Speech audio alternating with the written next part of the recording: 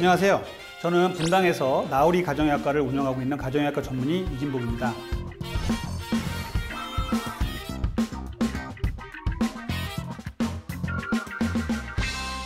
여러분들이 매일 먹는 아침 식사 중에 이런 식사를 피하시고 이런 식사를 되도록 하셨으면 좋겠다라는 내용으로 말씀을 드릴 건데요.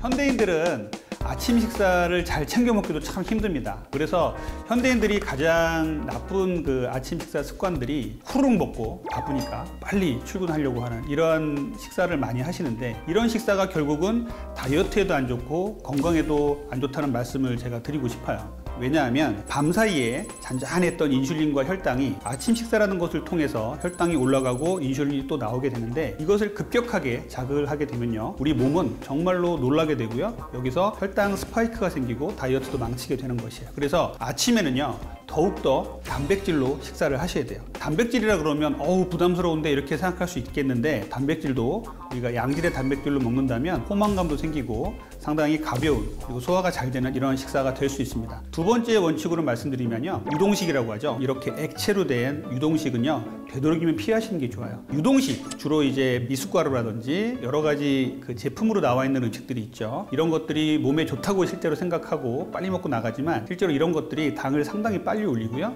소화 흡수가 빠르기 때문에 혈당 스파이크를 만들 수가 있습니다. 세 번째는요, 만약에 아침에 조금 시간이 있어서 잘 차려놓고 드신다면 먹는 순서를 잘 지켜주시는 게 중요해요. 첫 번째는 야채를 제일 먼저 드셔야 돼요. 섬유질을 많이 제일 먼저 드셔야 되고, 두 번째는 단백질, 고기나 생선 같은 것을 그 다음에 드셔야 됩니다. 그 다음에는 마지막에 탄수화물을 드셔야 돼요. 밥, 빵, 면 같은 탄수화물들을 제일 먼저 드시는 것보다 이렇게 마지막에 드신다면 혈당을 천천히 올리게 되고 우리 몸에 다이어트도 잘 되게 하는 이러한 과정으로 작용할 수가 있습니다. 네 번째는요, 공복 시간이 길수록 탄수화물을 조심하셔야 된다는 말씀을 드리고 싶어요. 요즘에는 간헐적 단식 등으로 아침을 굶거나 아침 시간을 되도록 뒤로 미루는 분도 많이 계세요. 그래서 아점을 드시거나 점심이 첫 끼가 되시는 분들이 계신데, 이렇게 공복이 길어질수록 아침 식사를 상당히 주의하셔야 돼요. 이렇게 공복이 길어지면 길어질수록 인슐린이 잠잠해지고 혈당이 잠잠해진 상태에서 갑작스럽게 고혈당 음식이 들어온다 그러면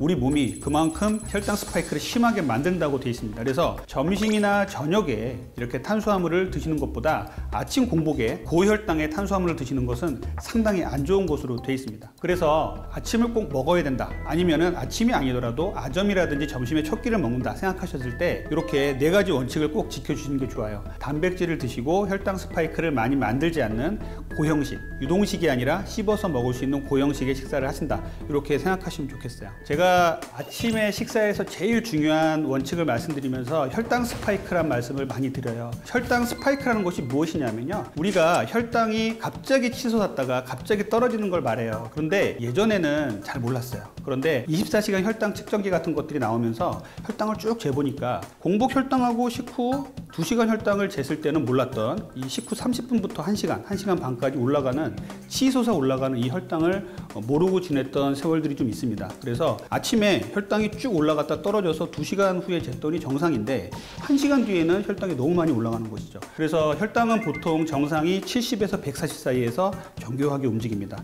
운동과 식사 이런 것들 때문에 계속 움직이게 되는데, 정말 여러분들도 놀라시겠지만 혈당 측정기를 한번 차고서 정말 정제된 탄수화물, 캐러멜 마키아토하고 치즈케이크 한번 먹어보세요. 젊으신 여성들, 마른 여성분들도, 나는 당뇨가 없어 이런 분들도 혈당이 200까지 치솟아 오르는 것을 경험을 하시게 됩니다. 그럼 혈당 스파이크가 왜 안 좋은 것이냐? 혈당 스파이크가 이렇게 자꾸 생기면요, 혈관의 내피세포를 공격을 하게 된다고 돼 있어요. 그래서 이렇게 혈당이 치솟아 올라갈 때 우리 몸에서는 혈당의 내피세포를 계속 공격을 하게 되고, 결국은 이것이 심혈관계 질환까지 연결이 된다고 돼 있습니다. 지금 당장은 내가 맛있는 거 하나 먹는 것이 뭐가 문제가 돼 라고 생각할 수 있겠지만, 이것이 매일매일 반복되고 수십 년이 흐르다 보면 결국은 심혈관계 질환, 거기다가 당뇨라든지 고혈압 이런 것들도 일으킬 수 있다고 돼 있기 때문에 이 혈당 스파이크는 상당히 건강에 중요하고 또 아침에 신경을 쓰셔야 돼요. 또 하나는 혈당 스파이크는 갑자기 혈당이 올라간다고 말씀드렸잖아요.